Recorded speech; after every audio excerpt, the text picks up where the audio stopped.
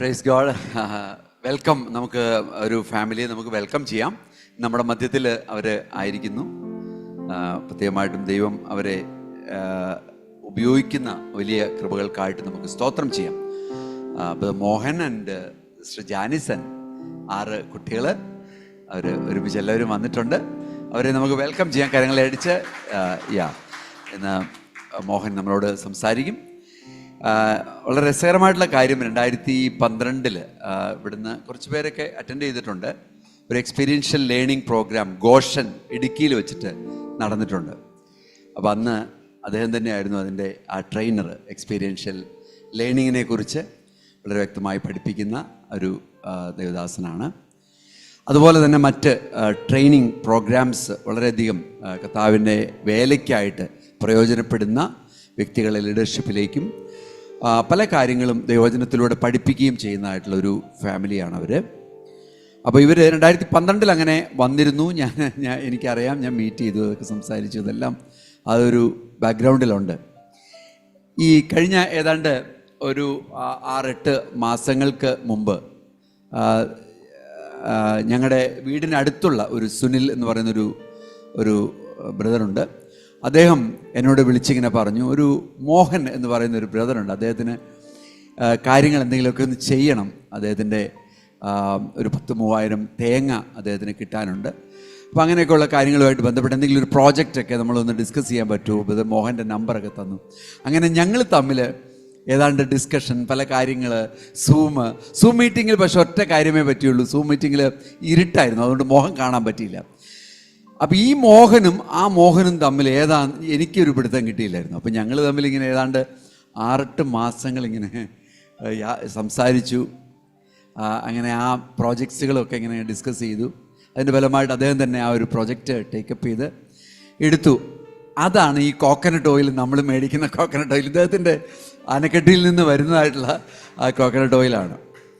അപ്പോൾ ഞാൻ പറഞ്ഞു വന്നത്, ഞങ്ങൾ തമ്മിൽ പിന്നീട് ഒരു 2 ആഴ്ച അല്ലെങ്കിൽ മേ ബി ഒരു മാർച്ച് 10-ാം തീയതിയോ 11-ാം തീയതിയോ കണ്ടാണ് ആ മോഹനും ഈ മോഹനും ഒന്നാണെന്ന് ക്ലിയർ ആക്കുന്നത്. അങ്ങനെ ഒരു ബാക്ക്ഗ്രൗണ്ട് അതിൻ്റെ പിന്നിലുണ്ട്. തീർച്ചയായിട്ടും വർഷങ്ങൾക്ക് മുമ്പേ ആ ഒരു ബന്ധം ഉണ്ടെങ്കിലും അത് പിന്നീട് അത് വളർത്തിക്കൊണ്ട് വരാനായിട്ട് ഞങ്ങൾക്ക് കഴിഞ്ഞില്ല. എനിവേ, ഇന്ന് നമ്മുടെ കൂടെ ചേർച്ചിൽ അവർ കടന്നു വന്നിരിക്കുന്നു. വളരെ അനുഗ്രഹിക്കപ്പെട്ടൊരു കുടുംബമാണ്, അവരെ പരിചയപ്പെടുന്ന ഒരു കുടുംബമാണ്. അവർ ചെയ്യുന്ന ചില കാര്യങ്ങൾ വളരെ നമുക്ക് യുണീക്കായിട്ട് തോന്നും, വളരെ വ്യത്യസ്തമാണ്. ഞാനത് മുഴുവനായിട്ട് പറയുന്നില്ല. So you have to see and you have to talk and നിങ്ങൾക്ക് അത് മനസ്സിലാക്കാനും സംസാരിക്കാനും ഒക്കെ നിങ്ങൾക്ക് അവസരമുണ്ട്. ദൈവം നിങ്ങളെ ആ രീതിയിൽ അദ്ദേഹത്തെ പരിചയപ്പെടുത്തട്ടെ. എനിവേ, സിസ്റ്റർ ജാനിസ് അതുപോലെ മോഹന് നമ്മുടെ മധ്യത്തിൽ കഴിഞ്ഞ ഇന്നലെ മുതൽ ഉണ്ടായിരുന്നു. അവർ നാളെ കൂടി ഉണ്ട്. അതിനുശേഷം 19-ാം തീയതി ഒരു same type of programme, experiential learning programme 13 വയസ്സിലും മീതെയുള്ള കുഞ്ഞുങ്ങൾക്കായിട്ട്, ചെറുപ്പക്കാർക്കായിട്ട് നടത്തുന്നുണ്ട്. അപ്പോൾ അത് വാഗമണിൽ വെച്ചിട്ടാണ്. അപ്പോൾ ആ പ്രോഗ്രാം കൂടി അദ്ദേഹം ഉണ്ടാകും. അതിനിടയിൽ 15 മുതലുള്ള കുറച്ച് ദിവസം, 19 വരെയുള്ള ദിവസങ്ങൾ USA സ്റ്റാഫിൻ്റെ ട്രെയിനിങ് പ്രോഗ്രാമും ഉണ്ട്. അതും അദ്ദേഹം തന്നെയാണ് ചെയ്യുന്നത്. അപ്പോൾ നിങ്ങൾ ആ കാര്യം കൂടി നിങ്ങൾ ഓർക്കുകയും, ആരെങ്കിലുമൊക്കെ യങ്സ്റ്റേഴ്സ് 10ാം ക്ലാസ് കഴിഞ്ഞവർ, അല്ലെങ്കിൽ 10ാം ക്ലാസ്സിലേക്ക് വരുന്നവർ, അല്ലെങ്കിൽ ആ ഒരു ഏജിലുള്ളവർ ആരെങ്കിലുമൊക്കെ യങ്സ്റ്റേഴ്സ് ഉണ്ടെങ്കിൽ അതും പറയണം. നമ്മൾക്ക് ഇവിടുന്ന് 19-ാം തീയതി ആ പ്രോഗ്രാമിന് ആ കുട്ടികളെ കൊണ്ടുവിടാനായിട്ട് കഴിയും. അതിനുശേഷം 22-ാം തീയതി ആ കുട്ടികളെ തിരികെ കൊണ്ടുവരാനായിട്ടും കഴിയും. ദൈവം അനുഗ്രഹിക്കട്ടെ.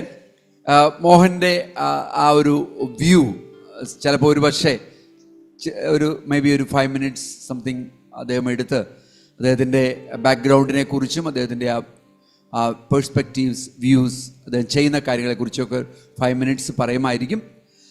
Along with the message, maybe sometimes you may be telling something related to your life story, and what are you doing, and what will be the things that also you can mention, maybe very little, and then he will go to the word. ദൈവവചനത്തിലേക്ക് പിന്നീട് കടന്നു വരും. നമുക്ക് അദ്ദേഹത്തെ welcome ചെയ്യാം. ദൈവം അനുഗ്രഹിക്കട്ടെ. So may please come forward and you will have translation. Pastor Matthew will translate for him. Thank you so much. If you had, let's say, a Bajrang Dal neighbor on one side, and if you had a follower of Osama bin Laden as your other neighbor, so you got two neighbors. Who are your two neighbors? രണ്ട് അയൽവാസികൾ ആരൊക്കെയാ? Osama bin ലാദന്റെ കൂടെയുള്ള ആളും ബജ്രംഗ് ദളിലുള്ള ആളും. Okay. How will you be able to share with them in a way that they can understand and in a way that perhaps will lead to dialogues with them? അവരോട് എങ്ങനെ സംഭാഷിക്കണം, എങ്ങനെ ക്രിസ്തുവിനെ അവതരിപ്പിക്കുവാൻ നിങ്ങൾക്ക് കഴിയും? Would they come to your gospel meeting if you invite any of your neighbors? ഈ അയൽവാസികളെ നിങ്ങളുടെ gospel മീറ്റിംഗിന് ക്ഷണിച്ചാൽ അവർ വരുമോ? Will they come? വരുമോ? ഇല്ല. Okay. What would happen if you went into their houses? അവരുടെ വീട്ടിലേക്ക് പോയാൽ എന്ത് സംഭവിക്കും? Instead of the chicken for biryani, might be they will have you for biryani. അവരുടെ ചിക്കൻ ബിരിയാണിക്ക് പകരം നമ്മളെ ഒരു ബിരിയാണി വെച്ച് കഴിക്കും അല്ലേ?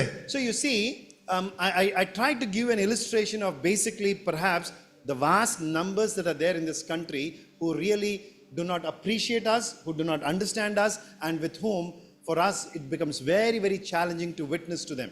നമ്മളെ അഭിനന്ദിക്കാത്ത, നമ്മളെ ഇഷ്ടപ്പെടാത്ത ആളുകളുടെ മധ്യത്തില് അവരുടെ ശുശ്രൂഷ ചെയ്യുന്നതിനെ കുറിച്ചുള്ളൊരു കാഴ്ചയാണ് നിങ്ങളുടെ മുമ്പിൽ ഒരു ഉദാഹരണമായിട്ട് ഞാൻ പറഞ്ഞത്.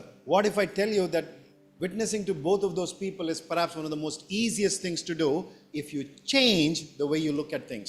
നിങ്ങൾ കാര്യങ്ങളെ വീക്ഷിക്കുന്ന വിധം ഒന്ന് അല്പം മാറ്റിയാൽ അവരുടെ മധ്യത്തിൽ ശുശ്രൂഷ ചെയ്യുന്നത് കുറച്ചുകൂടെ എളുപ്പമായിരിക്കുമെന്ന് ഞാൻ പറയും. Just a little while ago, we had about 3 to 4 Muslim families come and visit us. കുറച്ചു സമയം മുമ്പ് 3-4 മുസ്ലിം കുടുംബങ്ങൾ ഞങ്ങളെ സന്ദർശിക്കാനായിട്ട് വന്നു. They were part of a larger group that came, which was mostly Hindus, but in the Hindu group were a few Muslim families, and we had some great conversations. അതേപോലെ വലിയൊരു കൂട്ടം ഹിന്ദുക്കളുടെ കൂടെ ഉള്ളവരാണ് ഇവര്. ഞങ്ങൾ കുറച്ച് നല്ല സമയങ്ങൾ സംഭാഷണത്തിൽ ഏർപ്പെട്ടു. How can we reach out to people who are violent in their thinking to the gospel? സുവിശേഷത്തോട് വളരെ രൂക്ഷമായി ചിന്തിക്കുന്ന, വിമർശനാത്മകമായി ചിന്തിക്കുന്ന സമൂഹത്തോട് എങ്ങനെ നമുക്ക് സുവിശേഷം കൊടുക്കാൻ കഴിയും? That's what my wife and I do. ഞാനും എൻ്റെ ഭാര്യയും ചെയ്യുന്ന ശുശ്രൂഷ അതാണ്. It's broadly classified as experiential learning.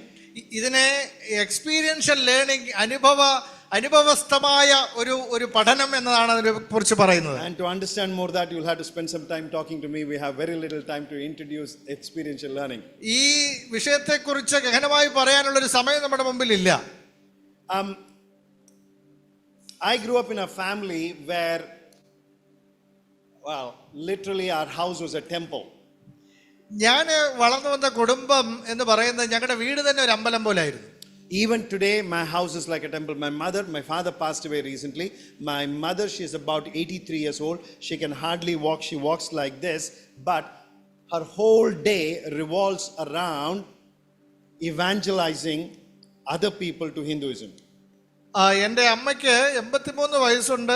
പതുക്കെ നടന്നാണെങ്കിലും, വളരെ പിച്ച വെച്ച് നടന്നാണെങ്കിലും, ആ ഒരു ദിവസത്തിൻ്റെ ഭൂരിഭാഗ സമയങ്ങളും ഹിന്ദുയിസത്തിലേക്ക് ആളുകളെ ക്ഷണിക്കുന്ന, ഹിന്ദുയിസത്തിന്റെ സുവിശേഷം പറയുന്ന ഒരു വ്യക്തിയാണ്.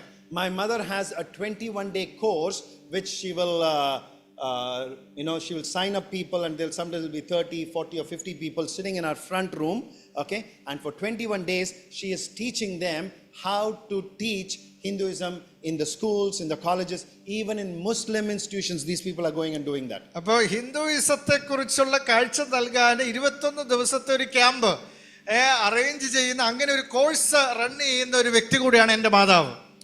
Okay, so that is the atmosphere that I grew up in. അങ്ങനെ ഒരു പശ്ചാത്തലത്തിലാണ് ഞാൻ വളർന്നത്. Okay, if any of you know of a place called Kanchipuram, in Kanchipuram there is a big temple, okay, the Meenakshi Kovil. Okay, in that temple is one of the oldest forms of Hinduism called Advaita, which was a person from Kerala. His name was Adi Shankara. Okay, so the Shankaracharya who came from Kerala, the first one is called Adi Shankaracharya, established the temple in Kanchipuram, and that's where I grew up. കാഞ്ചീപുരത്തുള്ള ഈ വലിയ ഈ അമ്പലത്തിന്റെ അടുത്ത് തന്നെയാണ് ഞാൻ വളർന്നത്. ആ വിശദാംശങ്ങളാണ് താൻ പറഞ്ഞത്.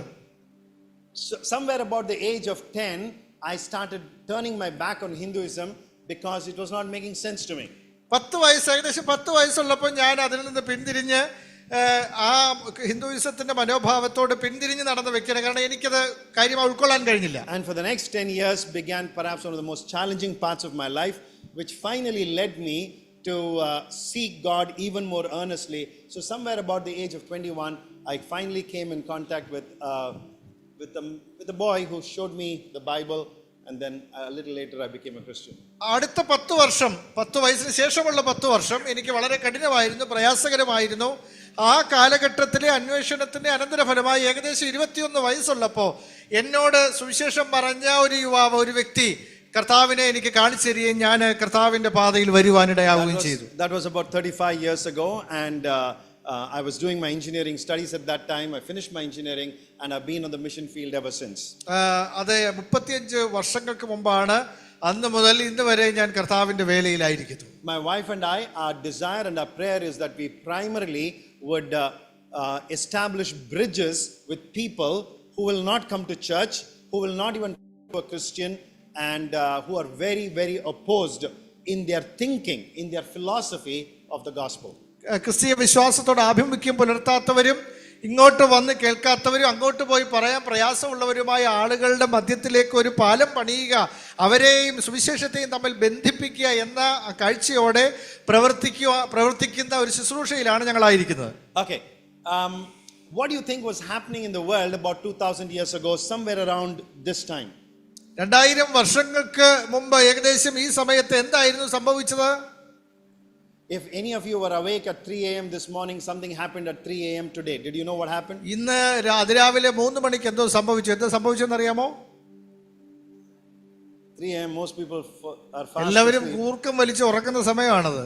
Okay, but there was one place in the world where a country called Iran decided to send a whole barrage of missiles for the first time since the nation of Israel was formed. So it's been about close to what? Must be about 70 odd years now.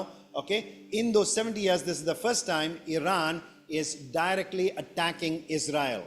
70 വർഷങ്ങൾക്ക് ശേഷം ഇസ്രായേലിന് രാജ്യമായി കൂടി 70 വർഷങ്ങൾക്ക് ശേഷം ഇറാന് ഇസ്രായേലിനെ attack ചെയ്യുന്ന, ആക്രമിക്കുന്ന മിസൈലുകൾ അയച്ച ഒരു സമയമായിരുന്നു അത്. Wow, it makes me wonder whether this is the beginning of the end.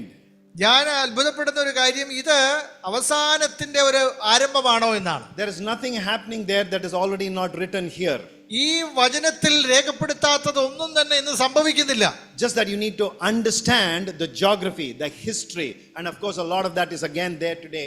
And when you start reading that, you'll perhaps get a better insight into what's happening in the Middle East. മധ്യപൗരസ്ത്യ ദേശത്ത് എന്ത് സംഭവിക്കുന്നു എന്ന കാര്യത്തെക്കുറിച്ചൊരു കാഴ്ച നിങ്ങൾക്ക് അങ്ങനെ ലഭിക്കും. അത് അന്ത്യകാല സംഭവങ്ങളുമായിട്ട് വളരെ ബന്ധമുണ്ട് എന്ന് നമ്മൾ തിരിച്ചറിയും. One small tiny dot on the world map, a small dot called Israel, for God that is the epicenter of the whole universe.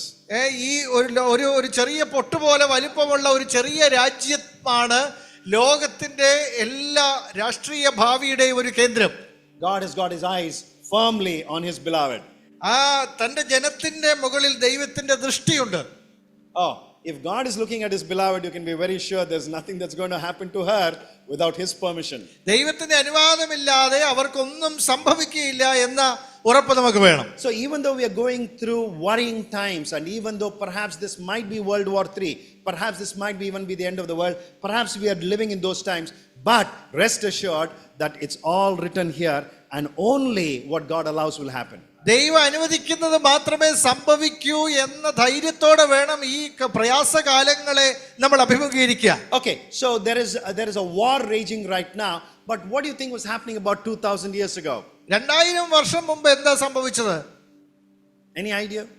Somewhere around today, somewhere around ഈ this week. കാലങ്ങളിൽ 2000 കൊല്ലങ്ങളുടെ മുമ്പിലേക്ക് നമ്മൾ പോയാൽ ഈ സമയത്ത് എന്താ സംഭവിച്ചത്? Very interesting. Okay. Christ, Resurrection. Okay. There are lots of events that are happening around the same time. So today we'll look at some of them. ചില സംഭവങ്ങളെ നമുക്ക് നോക്കാം. Okay. Now, One of the best ways to understand what's happening in the world is to make sure you and I understand the history of the Bible, which is basically God's history.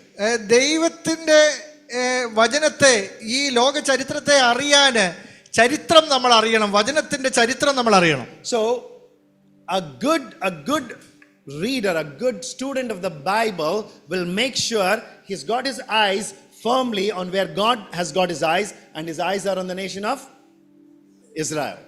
ദൈവത്തിന്റെ ദൃഷ്ടി ഇസ്രായേലിന്റെ മുകളിലാണ് ഇരിക്കുന്നത്. അപ്പൊ ചരിത്രത്തെ ആ ദൃഷ്ടിയിലൂടെ കാണാൻ നമുക്ക് കഴിയണം. And in English we say, make sure you have your ear to the ground. So if you have your ear to the ground, which means you understand what's happening there as well. നിങ്ങളുടെ ചെവി ഈ ഗ്രൗണ്ടിലേക്ക് യാഥാർത്ഥ്യങ്ങളിലേക്ക് ശ്രദ്ധിക്കുകയാണെങ്കിൽ എന്താ സംഭവിക്കുന്നത് എന്നതിനെ കുറിച്ച് നമുക്ക് ശരിയായ ഒരു വീക്ഷണം ഉണ്ടാവും. Okay, turn with me to Luke chapter 2. ലൂക്കോസിന്റെ സുവിശേഷം 2-ം അധ്യായത്തിലേക്ക് നമ്മുടെ ശ്രദ്ധയെ തിരിക്കാം. You know, just this morning I woke up and I told my wife, I said I would love to do something for this, for this stage of my life. ഞാൻ എൻ്റെ ജീവിതത്തിന്റെ ഈ സമയങ്ങളിൽ ഞാൻ ചില കാര്യങ്ങൾ ചെയ്യാൻ എനിക്ക് ഇഷ്ടമാണെന്ന് ഞാൻ എൻ്റെ ഭാര്യയോട് ഇന്ന് രാവിലെ പറഞ്ഞു. Every day I want to wake up and from the Bible I want to find out what did Yeshua do on this particular day that many years ago. വർഷങ്ങൾക്ക് മുൻപ് ഈ ദിവസത്തിൽ കർത്താവായ യേശുക്രിസ്തു എന്താണ് ചെയ്തത് എന്ന് കണ്ടെത്തുക എന്നുള്ളതായിരുന്നു. Imagine if we were to start, as I begin my day, hey, today Yeshua also got up, he brushed his teeth, probably had his cup of coffee without sugar, by the way, and then what did he do for the rest of the day? കർത്താവ് രാവിലെ എഴുന്നേറ്റ് പ്രഭാത കൃത്യങ്ങളൊക്കെ ചെയ്ത് എന്താണ് ആ ദിവസത്തിലൊക്കെ ചെയ്തത് എന്ന് ഞാൻ ചിന്തിക്കാറുണ്ട്. Would that not revolutionize my life if I started thinking about what he did during his day? തന്റെ ഐഹിക ജീവകാലത്ത് ഒരു ദിനത്തിൽ താൻ എന്താണ് ചെയ്തതെന്ന് ഓർക്കുമ്പോൾ എന്റെ ജീവിതത്തെ അത് മാറ്റിമറിക്കില്ലേ? So this is now going back to when he was not even born. This is just before he is born. അവിടുന്ന് ജനിക്കുന്നതിന് മുമ്പ്, കർത്താവ് ജനിക്കുന്നതിന് മുമ്പുള്ള ഒരു സംഭവമാണ് ഇവിടെ നമ്മൾ വായിക്കാൻ പോകുന്നത്. And there is a verse here which is a little baffling. ഇവിടെ ഒരു വാക്യമുണ്ട്, അത് നമ്മളെ ഒന്ന് അമ്പരപ്പിക്കുന്ന അല്ലെങ്കിൽ അതിശയിപ്പിക്കുന്ന ഒന്നാണ്. Chapter 2 and verse 8. 2-ം അധ്യായം 8-ം വാക്യമാണത്. I want you to read it and tell me what's happening there. ആ വാക്യം ഒന്ന് വായിച്ചിട്ട് അതെന്താണ് എന്ന് നിങ്ങളൊന്ന് പറയാമോ? Okay, now before you begin reading, let me tell you that if you want to understand this verse, you must either think like a sheep or think like a shepherd. ഇത് മനസ്സിലാക്കാൻ നിങ്ങൾ ഒന്നുകിൽ ഒരു ആടിനെ പോലെ ചിന്തിക്കണം അല്ലെങ്കിൽ ഒരു ഇടയനെ പോലെ ചിന്തിക്കണം.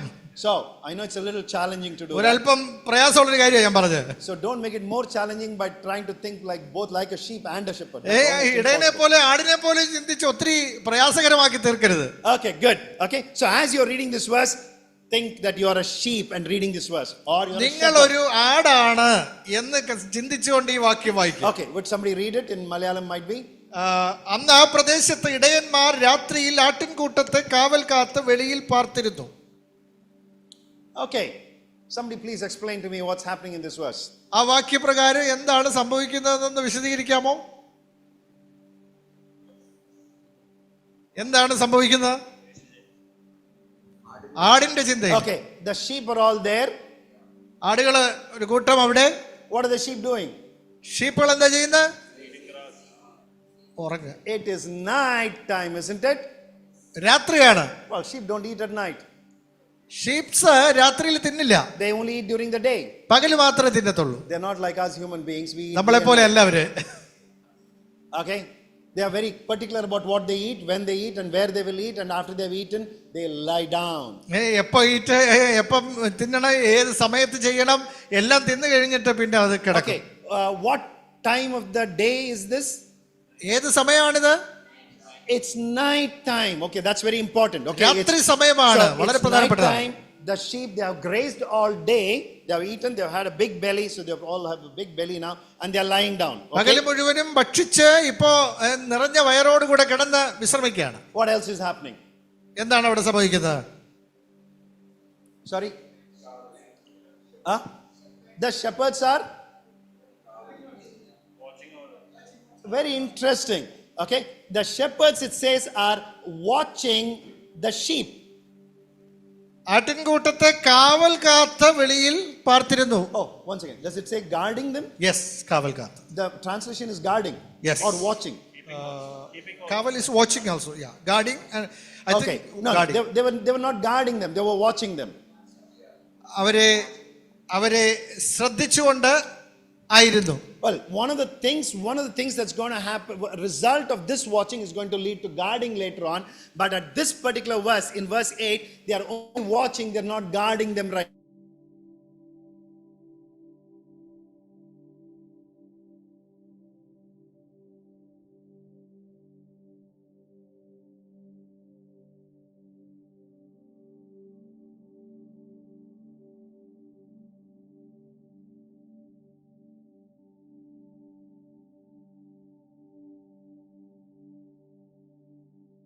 A sheep, a male one, without blemish, into your family. You bring the sheep inside your family and you keep it there. Nissan മാസം 10-ാം തീയതി ഈ ഊനമില്ലാത്ത ഈ ആടിനെ നിങ്ങൾ വീട്ടിൽ കൊണ്ടുവരണം. Wait. Why do I have to bring the sheep into my house? എന്തുകൊണ്ട് ഈ ആടിനെ വീട്ടിലേക്ക് കൊണ്ടുവരണം? Why should I look after it for 4 days? എന്തിന് 4 ദിവസം അതിനെ നോക്കണം? Because on the 14th of Nisan, something is going to happen. 14-ാം തീയതി എന്തോ സംഭവിക്കാൻ പോവാണ്. Right? ശരിയാണോ? A sacrifice is going to be made. ഒരു യാഗം നടക്കാനായിട്ട് പോകുന്നു. The blood that will be shed will have to be put on your doorposts. ആ ആടിന്റെ രക്തം കട്ടളക്കാൽമേലും കുറുമ്പടിമേലും പുരട്ടേണ്ടതുണ്ട്. By the way, let's just, when do I need to stop? How much time do I have? You have. Oh, okay, excellent. Okay, that's fine. I don't need so much time. Okay, good. Now let's just pause for a minute to understand. It's good that you asked me that question. So let me illustrate to you the background to Luke chapter 8. ലൂക്കോസിന്റെ സുവിശേഷം ഈ 2-ാം അധ്യായത്തിന്റെ ഒരു background നിങ്ങൾക്ക് തരാനായിട്ട് കഴിയും. Okay. Luke 8:2. Sorry, no. Luke 2:8. What is happening in Luke 2:8 is happening in Exodus 12. The background to that. പുറപ്പാട് പുസ്തകത്തിൽ നിന്ന് അതിന്റെ പശ്ചാത്തലം തരാനായിട്ട് വേണ്ടിയിട്ടാണ് ഇത് പറഞ്ഞത്. So let's read that. Okay, read Exodus chapter 12 and verse 2. പുറപ്പാട് 12:2 വായിക്കാം. ഈ മാസം നിങ്ങൾക്ക് മാസങ്ങളുടെ ആരംഭമായി ആണ്ടിൽ 1-ാം മാസം ആയിരിക്കണം. നിങ്ങൾ ഇസ്രായേലിന്റെ സർവ്വസംഘത്തോട് പറയേണ്ടത് എന്തെന്നാൽ ഈ മാസം 10-ാം തീയതി അതത് കുടുംബത്തിന് ഒരു ആട്ടിൻകുട്ടി വീതം ഓരോരുത്തൻ ഓരോ ആട്ടിൻകുട്ടിയെ എടുക്കണം. ആട്ടിൻകുട്ടിയെ തിന്നുവാൻ വീട്ടിലുള്ളവർ പോരായെങ്കിൽ ആളുകളുടെ എണ്ണത്തിനൊത്തവണ്ണം അവനും അവന്റെ വീട്ടിനടുത്ത അയൽക്കാരനും കൂടി അതിനെ എടുക്കണം. ഓരോരുത്തൻ തിന്നുന്നതിന് ഒത്തവണ്ണം കണക്ക് നോക്കി നിങ്ങൾ ആട്ടിൻകുട്ടിയെ എടുക്കണം. ആട്ടിൻകുട്ടി ഊനമില്ലാത്തതും 1 വയസ്സ് പ്രായമുള്ള ആണുമായിരിക്കണം.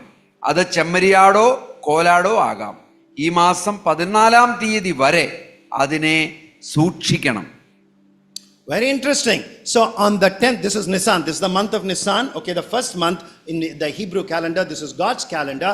So every male member, the head of the family. The head of the family, in every family, the male, he will go out into his sheep. He will look for one without blemish and he will bring it. It has to be a year old. 1 year old. You bring it and for 4 days you look after it inside the house. അപ്പോൾ 1 വർഷം പ്രായമായ ഒരു ഊനമില്ലാത്ത ആട്ടിൻകുട്ടിയെ കണ്ടെത്തി 4 ദിവസം വീട്ടിൽ പാർപ്പിക്കണം. What do you think would have happened in those 4 days? ആ 4 ദിവസം എന്താ സംഭവിക്കുന്നത്?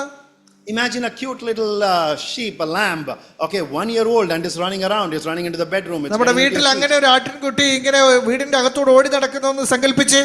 And if any of those families there had a daughter like my daughter, I know exactly what was happening in that house. എൻ്റെ മകളെ പോലെ ഒരു മോള് നിങ്ങളുടെ വീട്ടിലുണ്ടെങ്കിൽ എന്ത് സംഭവിക്കുമെന്ന് എനിക്ക് ഊഹിക്കാം. Now that girl's grandmother lives far away and she sent her a nice precious shawl which is her personal shawl she gave to my daughter. എൻ്റെ ഗ്രാൻഡ് മദർ ഒരു പേഴ്സണൽ ഷോള് മോൾക്ക് അയച്ചു കൊടുത്തു. But my daughter has a cat. എൻ്റെ മകൾക്ക് ഒരു cat ഉണ്ട്, ഒരു പൂച്ചയുണ്ട്. Guess what happens to the shawl and the cat? ആ ഷോളിനും ക്യാറ്റിനും എന്ത് സംഭവിക്കുന്നതെന്ന് ചിന്തിച്ചേ. I said, no. The shawl is not for the cat. The shawl is for you. Your grandmother sent it for you. It's a special gift. No, daddy, this cat needs my shawl. എൻ്റെ shawl ഈ ക്യാറ്റിന് വേണമെന്നാണ് മോളുടെ വാദം. Oh, cats don't need shawls. ക്യാറ്റ്സിന് shawl ആവശ്യമില്ല. You know what? വേണ്ടി തന്ന gift ആണെന്ന് പറഞ്ഞു. You know what will happen when you bring an animal into the house? It becomes a pet. വീട്ടിലേക്ക് ഒരു ആനിമലിനെ കൊണ്ടുവന്നാൽ അത് നമ്മുടെ പെറ്റായി തീരും, നമുക്കറിയാം. She's sleeping on the floor, but the cat is sleeping with its head on the pillow. മോള് നിലത്ത് കിടന്നുറങ്ങിയിട്ട് പില്ലോയിൽ കാറ്റ് കിടക്കും. Very interesting. He'll be under, and he'll be there inside my blanket in my bed. എൻ്റെ വീടിന്റെ എൻ്റെ ബെഡിന്റെ ബ്ലാങ്കറ്റിന്റെ ഉള്ളിൽ ഇത് വരും.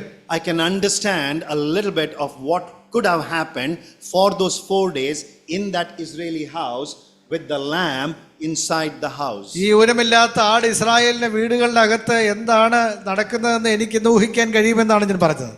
What is going to happen at the end of those 4 days? ആ 4 ദിവസത്തിന്റെ അവസാനം എന്താ സംഭവിക്കുന്നത്? Let me explain to you how this is done. എങ്ങനെയാണ് ഇത് നടക്കുന്നതെന്ന് ഞാൻ വിശദീകരിക്കട്ടെ. The father will bring the sheep and he'll keep it between his legs. ഈ പിതാവ് ഈ ആടിനെ കൊണ്ടുവന്നിട്ട് 2 കാലുകളുടെ ഇടയിൽ വെക്കും. The little children there who are already attached to that, they're wondering, what is daddy doing? Daddy, this is our lamb. കുഞ്ഞുങ്ങള് എന്താണ് അതിനോട് പ്രതികരിക്കുന്നത് എങ്ങനെയാണെന്ന് എനിക്ക് ഊഹിക്കാൻ പറ്റും. ഡാഡി അത് അങ്ങനെ ചെയ്യരുത്, അത് നമ്മുടെ ലാമ്പാണെന്ന് പറയും. They're perhaps pulling his hand and they're pulling his shirt. ഷർട്ടും പാന്റും ഒക്കെ വലിക്കാൻ തുടങ്ങും. Well, the father, he cannot think of all of these things, can he? ഇതൊന്നും ഈ കാര്യങ്ങളൊന്നും ചിന്തിക്കാൻ പിതാവിന് കഴിയില്ല. The father cannot be swayed by these emotions, so he's going to put there and he's got a razor sharp knife in his hand. ഈ വികാരങ്ങളാൽ ഒന്നും ആടാൻ പറ്റത്തില്ല. ഈ മൂർച്ചയുള്ള ആയുധം കയ്യിൽ പിടിച്ചിട്ട്. And then he look at his oldest son and he says, come here. മൂത്ത മോനെ വിളിച്ചിട്ട് ഇങ്ങോട്ട് വരാൻ പറയും. The son has got a very important role to play. The firstborn son has got a very important role. ആദ്യത്തെ മകനെ വളരെ പ്രധാനപ്പെട്ട ഒരു പങ്കുണ്ട്. And he has to kneel down next to the father. പിതാവിന്റെ അടുത്ത് മുട്ടുകുത്തണം. Okay, and then as the father lifts the neck and as he cuts it, what the son is doing? പിതാവ് ഈ കഴുത്ത് അറക്കുമ്പോ എന്താ മകൻ ചെയ്യുന്ന? He has to catch all of the blood in a bowl. രക്തം മുഴുവനും പിടിക്കണം അതിന്റെ. He's going to collect all the blood, and the other children are perhaps, the families probably, they can't even look at it, because you can't look at a slaughter of an innocent lamb and just be quiet. ഊനമില്ലാത്ത ഒരു ആടിനെ, ഒരു പാവം ആടിനെ കൊല്ലുന്നത് ആർക്കും നോക്കി നിൽക്കാൻ പറ്റത്തില്ല. And then what are they going to do with this blood? ഈ രക്തം എന്താ ചെയ്യാൻ പോകുന്നത്? ഇത് നിങ്ങളെ കാണിക്കട്ടെ. So they're going to take the blood. അവര് ഈ ബ്ലഡ് എടുത്തിട്ട് ഈ രക്തം എടുത്തിട്ട് എന്താ ചെയ്യുന്നത്? വീടിന്റെ വെളിയിലോട്ട് ഇറങ്ങി എന്നിട്ട് അതിന്റെ കട്ടളക്കാലിന്മേൽ പുരട്ടും. എല്ലാ ഭാഗത്തും പുരട്ടും.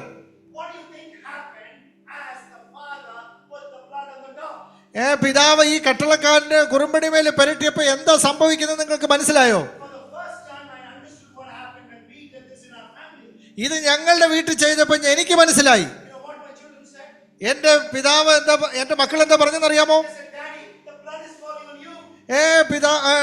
ഡാഡി, ഈ രക്തം ഞങ്ങളുടെ തലയുടെ മേലിൽ വീഴുന്നു എന്ന് പറഞ്ഞു, ഒറ്റുന്നു.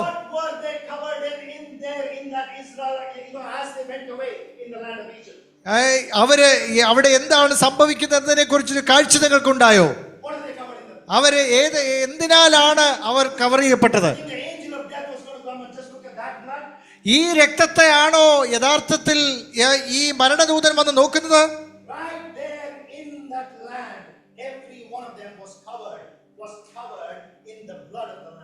അവിടെയുള്ള എല്ലാ കുടുംബങ്ങളിലുള്ളവരും ഈ രക്തത്താല് അവര് കവർ ചെയ്യപ്പെട്ടു എന്നത് നമുക്ക് മനസ്സിലാക്കാനായിട്ട് കഴിയും.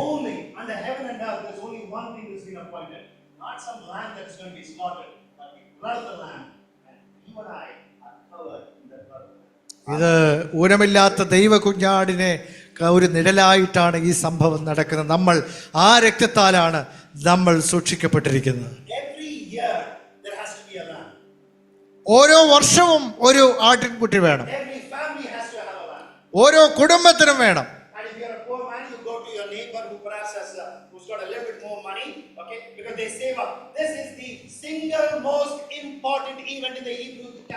എബ്രായ കലണ്ടറിൽ അവരുടെ ഏറ്റവും പ്രധാനപ്പെട്ട കാര്യം ഇതാണ്. ഈ പാസ്ഓവറിനേക്കാൾ പ്രധാനപ്പെട്ട ഒരു കാര്യം അവരുടെ കലണ്ടറിൽ ഇല്ല. അതിനുവേണ്ടി അവർ പൈസ സ്വരൂപിക്കും.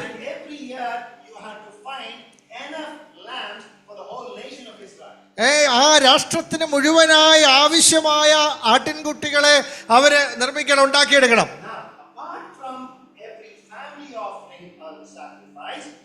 ഓരോ കുടുംബങ്ങൾ യാഗം കഴിക്കുന്നതിന് ഒന്ന് വേറിട്ട് The Jews offer one lamb on the behalf of the nation of Israel. യഹൂദന്മാരാകമാനം ഒരു ആടിനെ രാജ്യത്തിന് വേണ്ടി മുഴുവനായിട്ട് യാഗം കഴിക്കണം. Every year the high priest will come all the way from Jerusalem, come to Bethlehem. He will go outside of Bethlehem. He will come to the very same place in Luke chapter 2. He will come to verse 8, meet those shepherds, and he will look for a lamb without blemish. That is the significance of verse 8 in Luke chapter 2. ഓരോ വർഷവും അവർ വന്ന് ഈ മഹാപുരോഹിതൻ ജെറുസലേമിൽ നിന്ന് വന്ന് ബേത്ലഹേമിലെ ഈ കൂട്ടം ആടുകളെ നിരീക്ഷിച്ച് അവ തെരഞ്ഞെടുത്ത് ഈ ശുശ്രൂഷ ചെയ്തു പോകുന്നു. You know, when I look at the Middle East, I cannot understand the hatred that is there among these people. ഞാൻ മധ്യപൗരസ്ത്യ ദേശം നോക്കുമ്പോൾ ഇവരുടെ മധ്യത്തിൽ നിലനിൽക്കുന്ന ഈ വെറുപ്പ് എനിക്ക് മനസ്സിലാവുന്നില്ല. You know, Iran says, I am willing to die, but when I die, I'll make sure you also die. Iran പറയുന്നു ഞാൻ ചാവാൻ തയ്യാറാ, പക്ഷെ ഞാൻ ചാവുമ്പോൾ നീയും ചാവും എന്നുള്ള നിലയിലാണ്. What kind of anger is this that is destroying the whole nation? എല്ലാവരും രാജ്യത്തെ മുഴുവനും നശിപ്പിക്കുന്ന ഈ കോപം, ഈ ക്രോധം എന്തു തരം ക്രോധമാണ്? Perhaps you need to live in the Middle East and understand the history of the Bible, perhaps to understand that the anger that is there between the Jews and the Arabs. ബൈബിളിന്റെ ചരിത്രം അറിഞ്ഞെങ്കിൽ ഇവർ തമ്മിലുള്ള ശത്രുതയുടെ ക്രോധത്തിന്റെ ആ സാഹചര്യം നമുക്ക് മനസ്സിലാക്കാൻ കഴിയും. For the last 2000 years, no sacrifice has taken place. കഴിഞ്ഞ 2000 വർഷമായി ഒരു യാഗവും നടന്നിട്ടില്ല. Why? In AD 70, the temple was destroyed.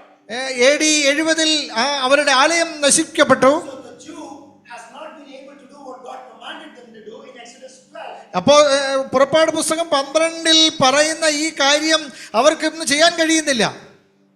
It does not matter to us, but for the Jew it matters. നമുക്കത് ബാധകമല്ലെങ്കിൽ യഹൂദനത് ബാധകമാണ്. And so there's been no sacrifice. അവിടെ യാഗങ്ങൾ നടക്കുന്നില്ല. Why is the battle taking place today? ഇന്ന് ഈ യുദ്ധം നടക്കുന്നത് എന്തുകൊണ്ടാണ്? Because the Jew says, I will fight for my sacrifice. I want the temple. ഞാൻ ഇതിനു വേണ്ടി യുദ്ധം ചെയ്യും, അതിനുവേണ്ടി അത് ചെയ്തെടുക്കും എന്ന മനോഭാവത്തിലാണ് അവർ പോകുന്നത്. And for the last 2000 years, they have been fighting and fighting and fighting and fighting and fighting. 2000 കൊല്ലമായി ഈ fighting നടന്നുകൊണ്ടേയിരിക്കുന്നു. Finally, there is the nation of Israel that was formed again. ഇപ്പോ 1948 ആ രാജ്യം സ്ഥാപിക്കപ്പെട്ടു എന്ന് നമുക്കറിയാം. But they still don't have the temple mount. ഇപ്പോഴും temple mount അവർക്കില്ല. And so they want the temple mount so that they can build their temple, so that they can have the sacrifice. അവര് ഈ ആലയം പണിത് അവിടെ യാഗം നടത്താൻ അവർ ആഗ്രഹിക്കുന്നു. അതാണ് അവരുടെ ആഗ്രഹം. That is the history that is here. അതാണ് ഇതിന്റെ ചരിത്ര പശ്ചാത്തലം. We can be thankful that we don't have to do everything that the Jew is doing. യഹൂദൻ ചെയ്യുന്ന കാര്യങ്ങളെല്ലാം നമ്മൾ ഇന്ന് ചെയ്യണ്ട. I can understand why the Jew is fighting. എന്തുകൊണ്ടാണ് യഹൂദൻ അത് പ്രധാനമെന്നുള്ളത് എനിക്കിന്ന് മനസ്സിലാവും. If I could, I would go join them. കഴിയുമെങ്കിൽ ഞാനും അവരോടൊപ്പം ചെയ്യും. They are fighting for God. അവർ ദൈവത്തിന് വേണ്ടിയാണ് They don't ഈ യുദ്ധം. understand that. They don't. അവർക്കത് വേണ്ട വിധത്തിൽ മനസ്സിലാവുന്നില്ല. One day they will. ഒരു ദിവസം അവർക്ക് മനസ്സിലാകും. No wonder, you know, in Luke 19, you know, Yeshua, as he comes there, as he looks at Jerusalem for the last time, okay, he cries and he cries. Not just cries, he weeps and he weeps. It's a broken cry, and he says, even you did not recognize your visitation.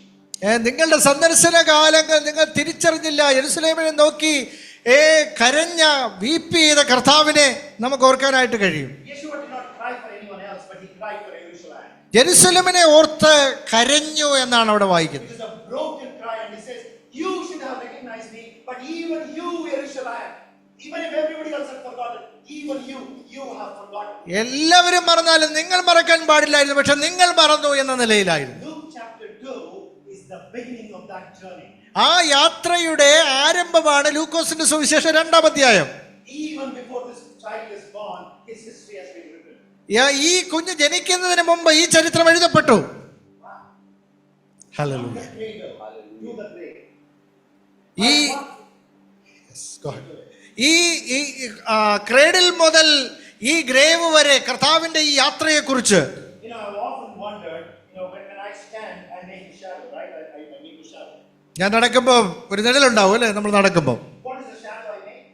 ഞാൻ നിർമ്മിക്കുന്ന ഈ നിഴൽ എന്താണ്? I make the shadow of whatever shape I have. Am I right? എന്റെ ഷേപ്പിന് അനുസരണമായിട്ടാണ് എന്റെ shadow വരുന്നത്. I wonder what was Yeshua's shadow as he grew up. ആ കർത്താവിന്റെ ഈ ഷാഡോ എന്തായിരുന്നു എന്ന് ഞാൻ ഇങ്ങനെ ചിന്തിക്കാറുണ്ട്. As he looked at his shadow, I wonder what did he see? കർത്താവ് തന്റെ നിഴലിനെ നോക്കി എന്താണ് താൻ മനസ്സിലാക്കിയത്, കണ്ടത്? You know what? Luke chapter 2 is not a coincidence. Luke chapter 2 and verse 8 is not a coincidence, and neither is Exodus 12, neither is Exodus Luke 19. All of these passages tells me that from the moment this child was born, his shadow was the shadow of a cross.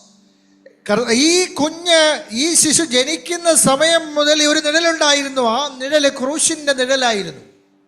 He saw the cross every day of his life. ഓരോ ദിനങ്ങളിലും കർത്താവ് അത് കണ്ടിരുന്നു.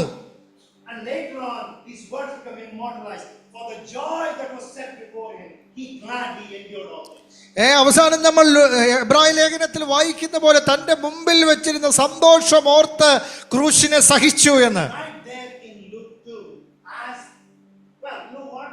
I wonder if it's a coincidence. You can look at this and say, it just so happens that the baby was born in Bethlehem, and just outside there is where the Passover lamb was born. If you want to believe, you can believe that. I don't. I believe that these were Passover lambs which were born, and a year later they will go into the land. ഇത് പാസ്ഓവർ lamps അതിന് വേണ്ടിയിട്ടുള്ള ഇടയന്മാരായിരുന്നു, ലേവ്യ ഗോത്രക്കാരായിരുന്നു എന്ന് ഞാൻ പറഞ്ഞതിന്റെ അടിസ്ഥാനം ഇതാണ്.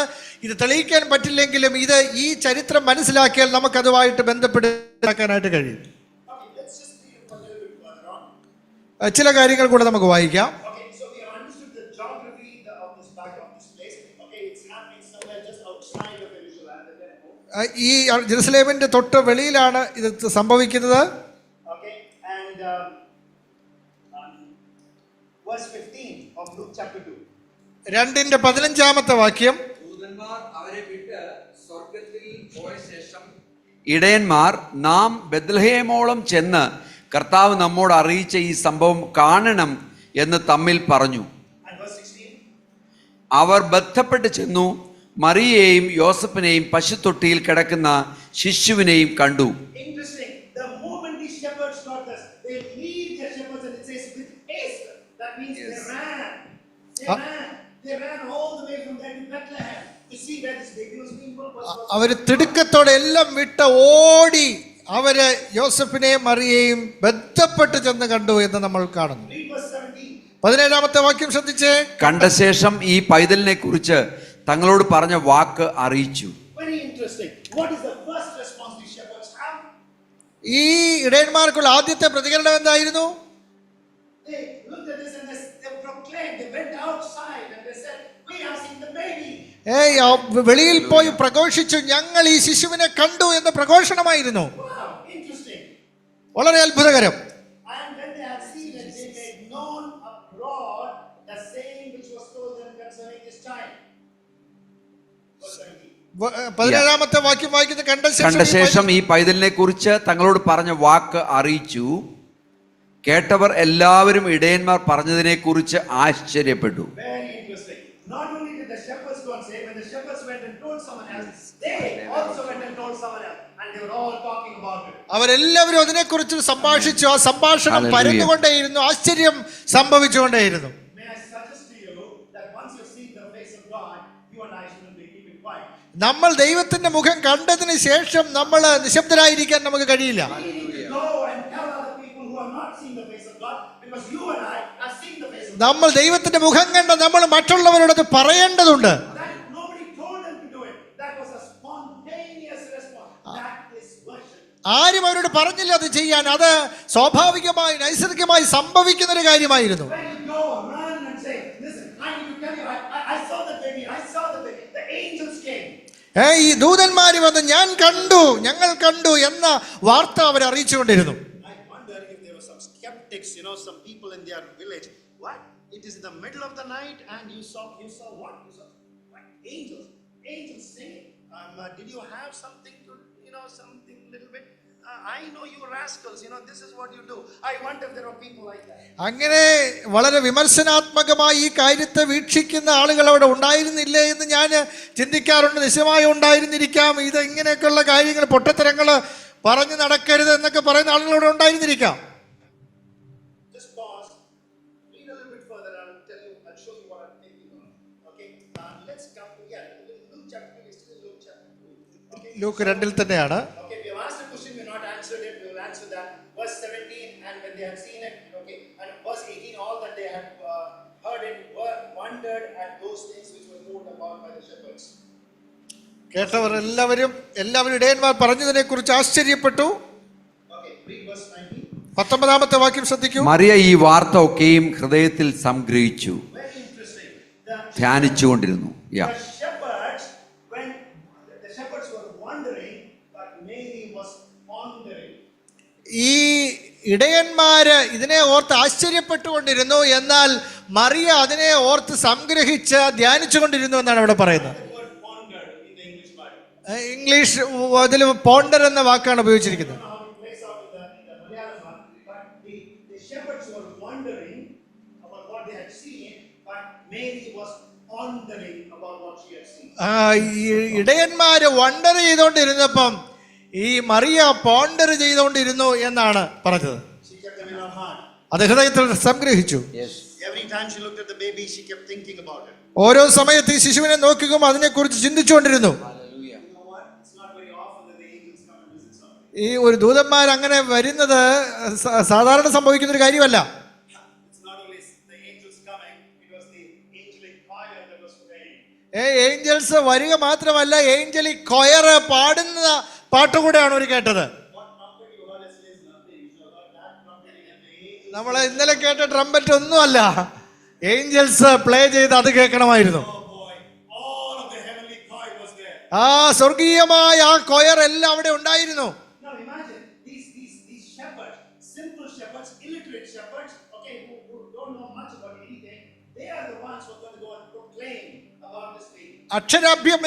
അക്ഷരാഭ്യാസമില്ലാത്ത ലളിതരായ ഇവരാണ് ഇത് കേട്ട് മറ്റുള്ളവരോട് പ്രഖ്യാപിക്കാനായിട്ട് പോകുന്നത്.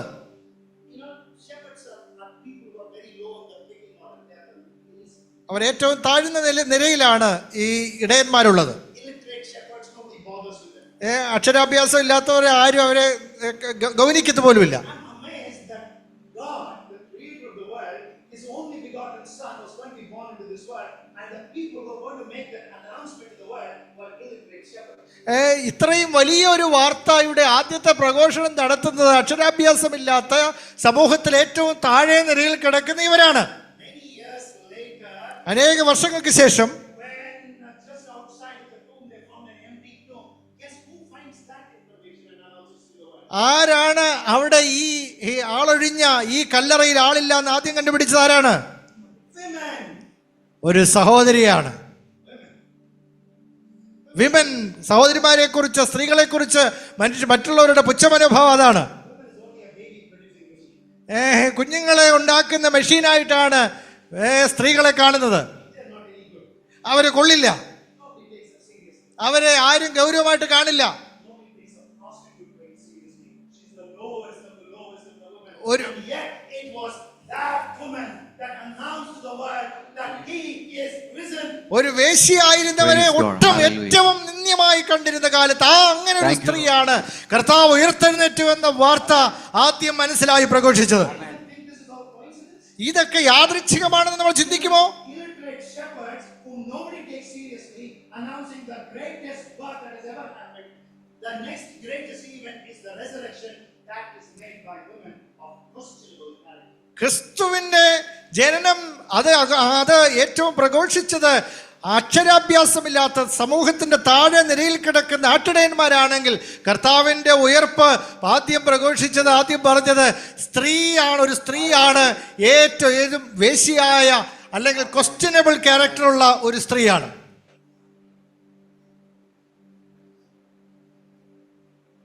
I'm going to jump to verse in chapter 2 of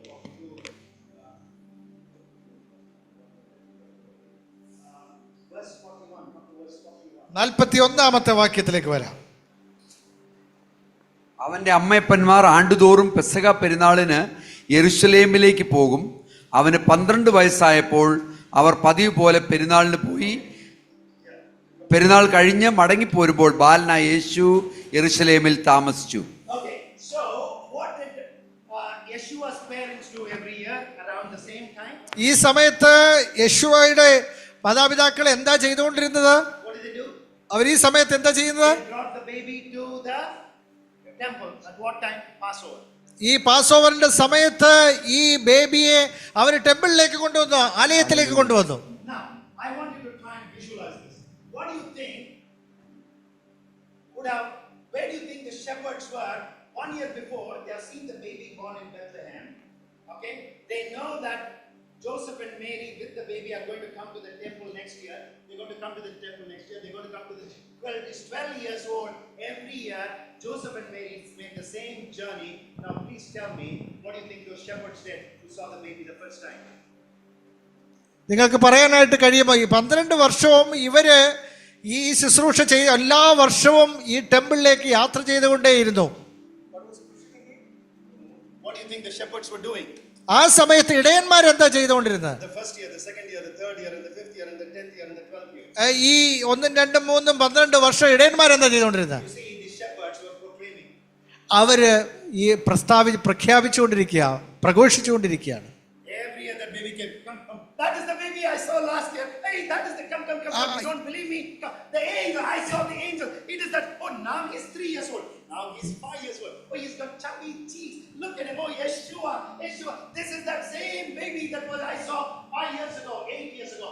Every year the same thing happens. ഇടയന്മാര് ഈ ബേബിയെ ചൂണ്ടിക്കാണിച്ചുകൊണ്ട് ഇതാണ് ഞങ്ങൾ കണ്ട ബേബി, ഇതാണ് ദൂതന്മാർ പാടിയ, ഞങ്ങൾ കേട്ട ഈ സത്യം ഇതാണെന്ന് അവർ പ്രഘോഷിച്ചുകൊണ്ടിരുന്നു. എനിക്കങ്ങനെ അറിയാതെ. Simple, because you don't look at this child and ever take your eyes off this child. ഈ കുഞ്ഞിനെ നോക്കിയിട്ട് നമുക്ക് കണ്ണു പറിക്കാൻ കഴിയില്ല.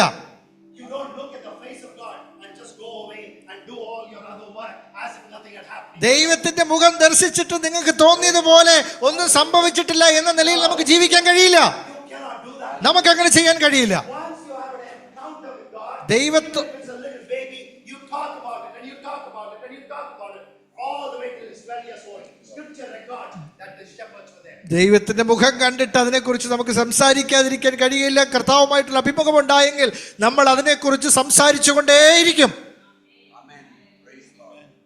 Hallelujah. At the age of 12, something very significant happens. I'm going to close with this. 12-ാമത്തെ വയസ്സിൽ പ്രത്യേകതയുള്ള ഒരു കാര്യം അവിടെ സംഭവിക്കുന്നു, പ്രധാനപ്പെട്ട ഒരു കാര്യം. Okay, this is the last event that we see about Jesus as a child. യേശുവിനെ ഒരു ശിശു എന്നുള്ള നിലയിൽ അവസാനമായി കാണുന്ന ഒരു സംഭവമാണത്. This is also the last mention of Mary and Joseph, the father in the family.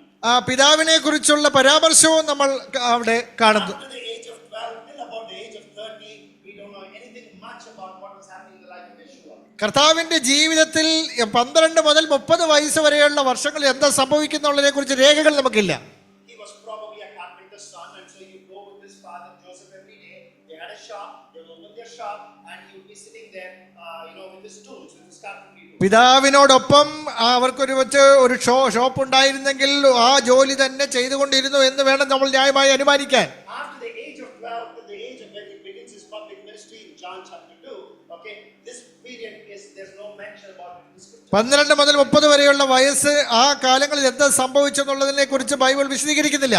But the last verse in Luke chapter 2 tells us what he was doing for those next 28 years. ആ 18 വർഷം 18 വർഷം എന്താ ചെയ്യുന്നുള്ളത് കുറിച്ച് ആ അവസാനത്തെ വാക്യം ലൂക്കോസിന്റെ സുവിശേഷത്തിൽ ആ വാക്യം നമുക്ക് ചില സൂചനകൾ നൽകുന്നു. In fact, I wonder, when Joseph the father would turn to his son and said, Yeshua, that's not the way you hold a hammer, you have to hold it like this. I wonder if Yeshua looked at him and said, that's very, thank you. Imagine Joseph the carpenter teaching the creator of the world how to hold a hammer. Joseph ഒരു കാർപ്പൻ്ററായ Joseph ഈ മകനെ എങ്ങനെയാണ് ഉളി പിടിക്കേണ്ടതെന്ന് പഠിപ്പിക്കുന്ന കാര്യം ഞാനിങ്ങനെ ഒന്ന് ദൃശ്യമായി ഞാനൊന്ന് ചിന്തിക്കാനായിട്ട് ശ്രമിച്ചു. But Luke chapter 2 verse, the last verse, I think it's verse 51, tells me that he grew in submission to his father. ലൂക്കോസിന്റെ സുവിശേഷം 2-ാം അധ്യായത്തിൽ അവസാനത്തെ വാക്യം പറയുന്നത് പിതാവിനെ കീഴ്പ്പെട്ടവൻ വളർന്നു എന്നാണ്. Yes. By the way, I wonder how many crosses does Joseph and his son Yeshua actually made in their carpentry shop? Okay, എത്ര ക്രൂശിന്റെ രൂപങ്ങൾ അവിടെ ഉണ്ടാക്കി എന്ന് ഞാൻ ഇങ്ങനെ അത്ഭുതപ്പെട്ട് ചിന്തിക്കാറുണ്ട്. Crucifixion was the most common way of the Roman king that the Romans did to kill people and to torture them. And so I would believe that Jesus was very familiar with the cross. He knew what a cross was. Cross എങ്ങനെ ഇരിക്കുന്നു എന്ന് ഒരുപക്ഷെ cross ഇവരുടെ ഈ ഷോപ്പിൽ തന്നെ ഉണ്ടാക്കി കാണുമെന്ന് ഞാൻ അനുമാനിക്കുകയാണ്. Unless you think that was the very first cross that he carried. കർത്താവ് വഹിച്ച ആ ക്രോസ് ആദ്യമായിട്ട് ഉള്ളതാണെന്ന് നിങ്ങൾ ചിന്തിക്കുകയാണെങ്കിൽ അത് ഒരു രക്ഷയില്ല. This was a man who knew his cross. തൻ്റെ ക്രൂശ് എന്താണെന്ന് തനിക്കറിയാമായിരുന്നു. This was a man who had taken his cross through all of his life. തൻ്റെ ജീവിതം മുഴുവനും ആ ക്രൂശ് വഹിച്ചുകൊണ്ട് നടന്നവനാണ് ഇവര്. ഈ ക്രൂശ് എന്താണെന്നുള്ളതിനെ കുറിച്ച് കർത്താവിന് അറിയാമായിരുന്നു. ലൂക്കോസിന് സുവിശേഷം 2-ാം അധ്യായം വായിക്കുമ്പോൾ അതിലേക്കുള്ള സൂചനകളാണ് നൽകുന്നത്. ഞാൻ ഇതോടെ ഞാൻ നിർത്തട്ടെ. Verse 41, they have brought him back. He's 12 years old now, Yeshua. 41-ാമത്തെ വാക്യത്തിന്റെ അടിസ്ഥാനത്തിൽ അമ്മയപ്പന്മാർ ആണ്ടുതോറും പെസഹ പെരുന്നാളിന് യെരുശലേമിലേക്ക് പോകും. So every year they used to come at the time of the Passover. എല്ലാ വർഷവും ഈ പാസ്ഓവറിന്റെ സമയത്ത് വരും. I wonder if every year as they came for the Passover, Jesus would look at all the Passover lambs and he would say, "Hey guys, you got the wrong lamb." എല്ലാ വർഷവും കർത്താവ് ദേവാലയത്തിൽ വരുമ്പോൾ ഈ പാസ്ഓവർ ലാമ്പിനെ നോക്കിയിട്ട് നിങ്ങൾ തെറ്റായ ഒരു ലാമ്പിനെയാണ് സാക്രിഫൈസ് എന്ന് പറയാറുണ്ടായിരുന്നു. You got the wrong lamb. That is not the lamb of God. അതല്ല ദൈവത്തിന്റെ ആട്ടിൻകുട്ടി എന്ന് പറയാറുണ്ട്. That is not the Passover. അതല്ല ശരിയായ പാസ്ഓവർ എന്ന് പറയാറുണ്ട്. I'm almost convinced he had a smile on his face as he tried to tell people that there was a Passover lamb that was slain even before the foundation. ലോകസ്ഥാപനത്തിന് മുമ്പ് തന്നെ ലോകസ്ഥാപനം മുതൽ അറുക്കപ്പെട്ട ഒരു പാസ്ഓവർ lamp ഉണ്ട് എന്നത് കർത്താവിന്റെ മുഖത്ത് എഴുതിയിരുന്നു. Chapter 2 tells me that happened. ലൂക്കോസിന്റെ സുവിശേഷം 2-ാം അധ്യായം ഈ ഭാഗം വായിക്കുമ്പോൾ അത് സംഭവിച്ചു എന്ന് നമുക്ക് മനസ്സിലാക്കാനായിട്ട് കഴിയും. Here at the time of the Passover, as Yeshua came, unless you think that Yeshua just came, he saw the Passover lamb, just walked, could not say anything, could not talk. Unless you think that. പെസഹായുടെ ഈ സമയത്ത് കർത്താവ് വന്ന് ഇത് ചെയ്തു എന്ന് സാധാരണമായി വെറുതെ വന്ന് പോയി എന്ന് ഞാൻ ചിന്തിക്കുന്നില്ല. നിങ്ങൾ അങ്ങനെ ചിന്തിക്കുന്നുണ്ടെങ്കിൽ നിങ്ങൾക്ക് കൊള്ളാം. Let me show you how wrong we could be if you think Jesus was a quiet person. യേശുക്രിസ്തു വളരെ ശാന്തനായ ഒരാളായിരുന്നു എന്ന് നിങ്ങൾ ചിന്തിക്കുന്നുണ്ടെങ്കിൽ തെറ്റായ ഒരു ചിന്തയായിരിക്കും അത്. Jesus did not shy from having a debate. ഒരു ഡിബേറ്റ് നടത്താൻ കർത്താവ് നാണിച്ചിരുന്നില്ല. Luke chapter 2 records one such debate. ലൂക്കോസിന്റെ സുവിശേഷം 2 അങ്ങനെ ഒരു ഡിബേറ്റ് അവിടെ രേഖപ്പെടുത്തുകയാണ്. How old are you? എത്ര വയസ്സുണ്ട്? Say it loudly. 12. Okay, so Yeshua was his age. His age is 12 years old. 12 വയസ്സ് പ്രായമുള്ള കർത്താവിനെ നമുക്ക് സങ്കല്പിക്കാം. അദ്ദേഹം 12 വയസ്സ്. It's a Passover. പെസഹയാണ്. Okay, this 12-year-old boy is going to come to the temple. ഈ 12 വയസ്സുള്ള ബാലൻ ആലയത്തിൽ വരുന്നു. And his old parents forget that they have a 12-year-old son and they go back home. അവരുടെ പ്രായമുള്ള മാതാപിതാക്കൾ വിട്ടിട്ട് മറന്ന് തിരിച്ച് വീട്ടിലേക്ക് നടക്കുന്നു. Where is this boy? ഇപ്പൊ ഈ ബോയ് എവിടെയാണ്? He's in the temple. ആലയത്തിലാണ്. How many days was it before they realized and they came back? എത്ര ദിവസം കഴിഞ്ഞ് അവർ മനസ്സിലാക്കിയത്? Very interesting. 3 ദിവസം കഴിഞ്ഞിട്ട്. For 3 days, he's in the temple. 3 ദിവസം ആലയത്തിലാണ്. You think that's a coincidence? അതൊരു യാദൃശ്ചികമാണോ? ഒരു സാധാരണ സംഭവമാണോ? 3 days. 3 ദിവസം. Okay, what is he doing in the temple? എന്താണ് ചെയ്യുന്നത്? Read that, it records there.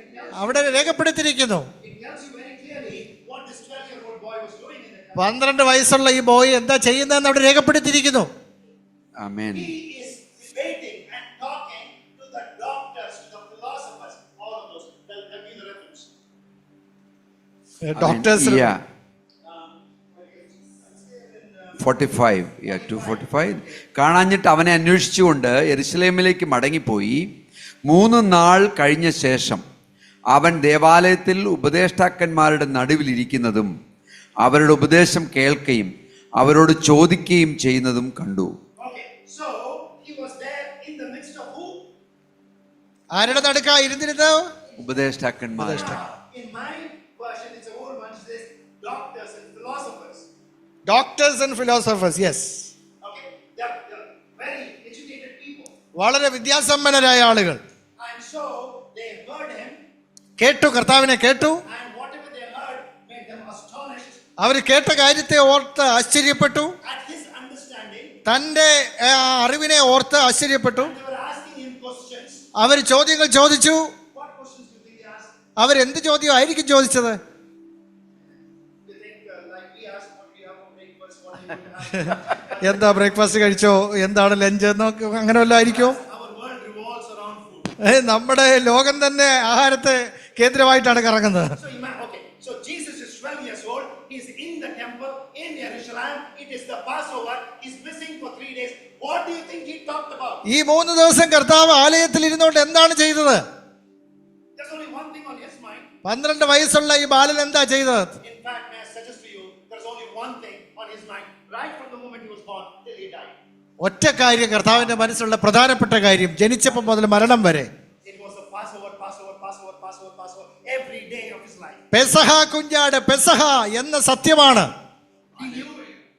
കർത്താവിന് അറിയാമായിരുന്നു ആ പെസഹ കുഞ്ഞാട് താൻ തന്നെയാണെന്ന്. And there in the Passover, at the age of 12, he is asking them questions. He asked them, a 12-year-old boy asking questions. Who are these people? These are the Pharisees, the philosophers, the readers of the Old Testament. And right there, perhaps, he has Isaiah scrolls, knowing Yeshua. He's probably reading to them, explaining to them. They asked him questions. You know what? He's evangelizing them. അവരെ സുവിശേഷീകരിക്കുകയാണ്. അവരോട് ചോദ്യങ്ങൾ ചോദിച്ചു. അവരുടെ ചോദ്യങ്ങൾക്ക് മറുപടി നൽകി. 12 വയസ്സുള്ള ബാലൻ ചെയ്ത കാര്യം അവിടെ രേഖപ്പെടുത്തിയിരിക്കുന്നു. He's proclaiming the good news. ആ സദ്വർത്തമാനം ഘോഷിക്കുകയാണ് ചെയ്തത്. No doubt about it. അതിനെക്കുറിച്ച് ഒരു സംശയമില്ല. For 3 days they listened to him. 3 ദിവസം അവർ കേട്ടു, ശ്രദ്ധിച്ചു. നമുക്ക് പ്രാർത്ഥിക്കാം. Heavenly Father, we don't know much about these things that are happening a long time ago. സ്വർഗസ്നായ പിതാവേ, ഒരുപാട് കാലങ്ങൾക്ക് മുമ്പ് നടന്ന ഒത്തിരി കാര്യങ്ങൾ ഞങ്ങൾക്ക് അറിഞ്ഞുകൂടാ. Lord, we can only wonder. ഞങ്ങൾക്ക് ആശ്ചര്യപ്പെടാനേ കഴിയൂ. Lord, I would like to think that this is not a coincidence. ഇതൊന്നും യാദൃച്ഛികമല്ല, സാധാരണ സംഭവങ്ങളല്ല. We thank you that some of these little things are recorded in Scripture so that I can get excited about how you do things so differently. അങ്ങ് വ്യത്യസ്തമായി കാര്യങ്ങൾ എങ്ങനെ ചെയ്യുമെന്നുള്ളതിനെ കുറിച്ചൊരു കാഴ്ച ഞങ്ങൾക്ക് ഇതിലൂടെ തരുന്നതിനായിട്ട് ഞങ്ങൾ നന്ദി പറയുന്നു കർത്താവേ. Father, we thank you for the humility that this 12-year-old boy had. 12 വയസ്സുള്ള ഈ ബാലനുള്ള താഴ്മയ്ക്കായിട്ട് നന്ദി പറയുന്നു. He was the Word, and yet here we see, in all humility, he's standing there in the midst of these doctors for 3 days, is proclaiming perhaps the good news of salvation. വചനമായ സകല ജ്ഞാനത്തിന്റെ ഉറവിടമായ കർത്താവ് തന്നെ അവരുടെ മധ്യത്തിൽ നിന്നുകൊണ്ട് സംഭാഷിക്കാനുള്ള മനസ്സ് കാണിച്ചല്ലോ. We thank you for these shepherds who are perhaps there, and as they grew older, Lord, as they looked at this little boy grow up, perhaps, Lord, in their heart they said, my eyes have seen the consolation of Israel. ഈ ഇടയന്മാര് ഈ കുഞ്ഞിനെ നോക്കിക്കൊണ്ട് ഇസ്രായേലിന് വരാൻ പോകുന്ന ആശ്വാസകാലങ്ങൾ, ആശ്വാസം ഞങ്ങളുടെ കണ്ണുകൊണ്ട് കണ്ടുവല്ലോ എന്ന് പറഞ്ഞുകൊണ്ടിരുന്നിട്ടുണ്ടാവാം. Father, we thank you that this morning we can read these and get excited about what could have happened about 2000 years ago, around the same time as today. ഇന്ന് ഞങ്ങളുടെ കാലത്ത് ഈ സമയത്ത് 2000 വർഷങ്ങൾക്ക് മുമ്പ് ഇസ്രായേൽ സംഭവിച്ച ഈ സത്യങ്ങളെക്കുറിച്ചുള്ള ഒരു കാഴ്ച ഞങ്ങൾക്ക് തന്നതിനായിട്ട് ഞങ്ങൾ നന്ദി പറയുന്നു കർത്താവേ. Father, we pause even as we go away from here. We pause to pray for the nation of Israel. Israel രാജ്യത്തെ ഓർത്ത് പ്രാർത്ഥിക്കാനുള്ള ഒരു സമർപ്പണം ഞങ്ങൾ എടുക്കുന്നു We കർത്താവേ. especially pray for this Jewish people, ഈ യഹൂദ കുലത്തിനായിട്ട് ഞങ്ങൾ പ്രാർത്ഥിക്കുന്നു കർത്താവേ. Hebrew people, എബ്രായർക്കായി ഞങ്ങൾ പ്രാർത്ഥിക്കുന്നു. perhaps do not even know that in their midst lived the Messiah. അവരുടെ മശിഹയെ തിരിച്ചറിയേണ്ടതുണ്ട് എന്ന സത്യത്തിനായിട്ട് ഞങ്ങൾ പ്രാർത്ഥിക്കുന്നു കർത്താവേ. Pray for them as a special time, Lord, right, as they go through these trials in their history. ഈ കഠിനമായ കാലങ്ങളിലൂടെ അവർ കടന്നു പോകുമ്പോൾ അവരെ സഹായിക്കണമേ.